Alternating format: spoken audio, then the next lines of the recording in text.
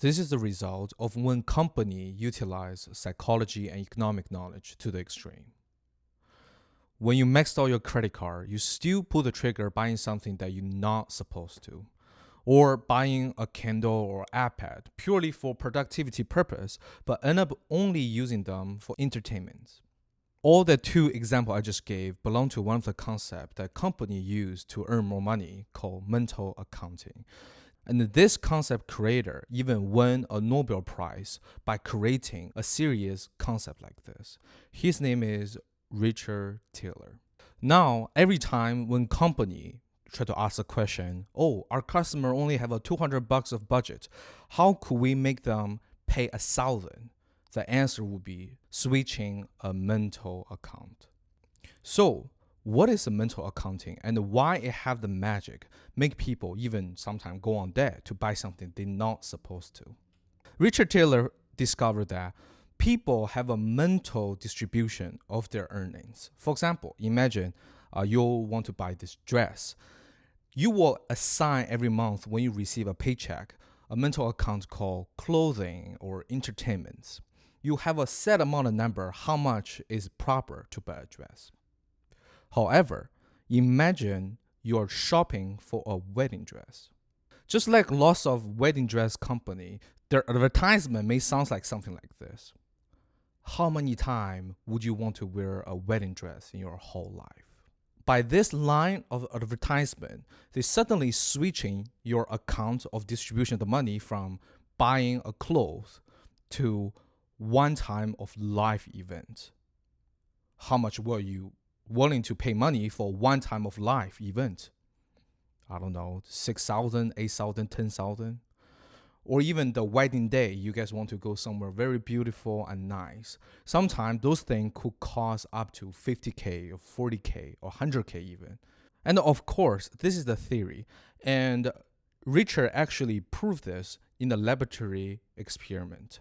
And of course, I will brought up the question to you guys, and you guys can follow through the questionnaire, and you can see how vivid mental accounting play a big role in our buying habits. The scenario is like this. When you buying a $200 ticket to a theater show, on the way for you to go to the theater, you lost $200 cash. When you arrive at the theater, of course you're upset because you just lost $200, but would you still go in? And about almost 90% people say, of course, I lost $200. Of course, I will keep going to the theater and watch the show. Why not? However, there's another scenario that is similar, but lots of people change their mind. Imagine still the $200 theater ticket is in your pocket. On the way to the theater, you lost the ticket. Now you're outside waiting for you to make a decision. Would you want to pay another $200 to buy a ticket to enter the theater? And this time, only 56% of people choosing, yes, I will pay another $200. But in both scenarios, you all lose $200. But in the scenario one, you will ask, why not? Why if I lost $200, I will not go in? But in the second scenario, you still lost $200. The number amount are the same. But lots of people will even hesitate. Is it even worth it to buy a second ticket? The reason for it is because we think cash that we lost was on the probably cash account. But the theater tickets is belong to entertainment mental account. $200 is already expensive. If I have to pay $400 to do this entertainment, it's maybe not worth it anymore. And of course, company are start utilize this law on their customer. When you're watching an advertisement from Apple about their iPad product, all they talk about is note-taking or productivities, time management, all of that brilliant things.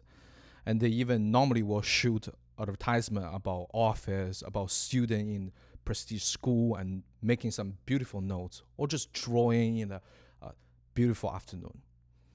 All of those are presenting the productivity, or they're advertising this product as productivities.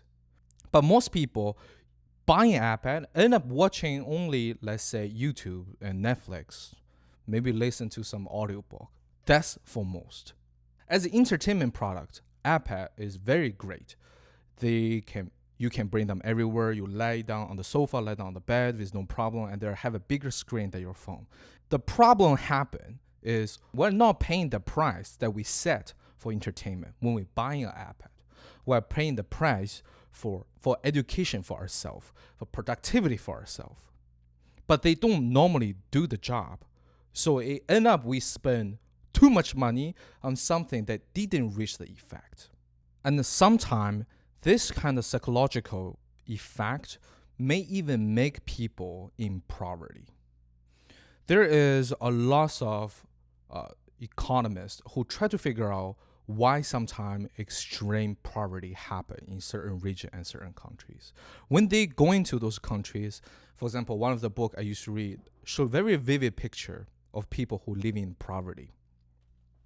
And the book name is Scarcity. Within the real example they saw, people getting paid yearly because they may have agriculture or other sort of business.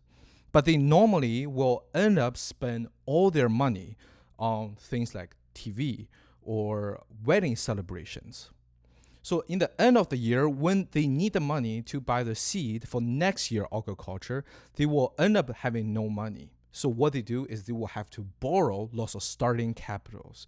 And when they receive the money in the end of the year, they have to pay half of their earning to the person who lent their money. And even gave them the starting capital so they don't have to sink in deeper to the debt.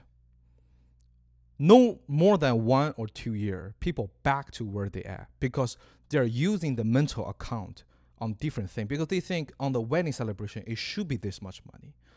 On the entertainment, it should be this much money.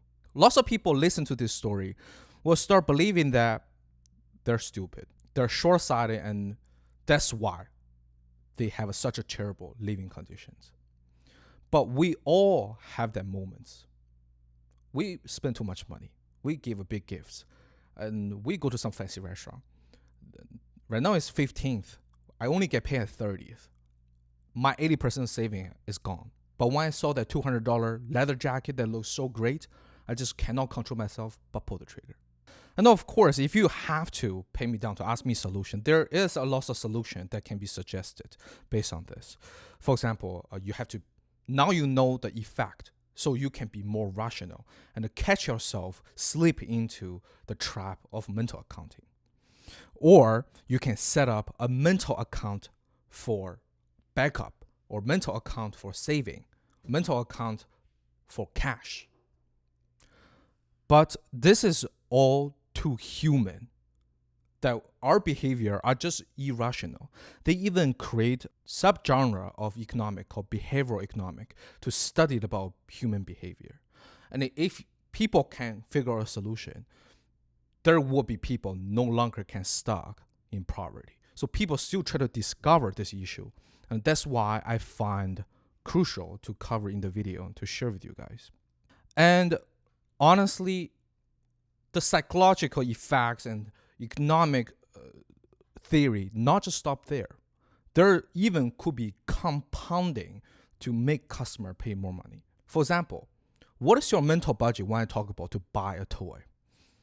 $5, $10, $20, $50. But there is a people design product like they're like a blend package you can buy. There's a series of toy. There's a hidden one and there's a super rare one. And then suddenly a toy on the table start become a collecting. How much budget you will put in collecting? Probably 100 times more than a simple toy. Not just that, because the blind draw and the blind box, it make people almost every time they buy it, they have this gambling effect that make people addicting into those. And of course, in future, if you guys are interested, I will cover even more psychological theory that company use on customer. Everything that company does, down to the small detail, are actually scientific proof that can make customer pay more. For example, the displacement of supermarket, what product should put on the eye level, what product should put in the entryway, what product should put on exit. Or even for Apple Store, every time you go into Apple Store, all the laptop must be open on 37.1 degree. After people play with it, the worker have to make them going back to 37.1 degree. In future, we'll cover all of those for you. But that's for today. I really hope you learned something today. My name is Paul. I will see you next time. Bye.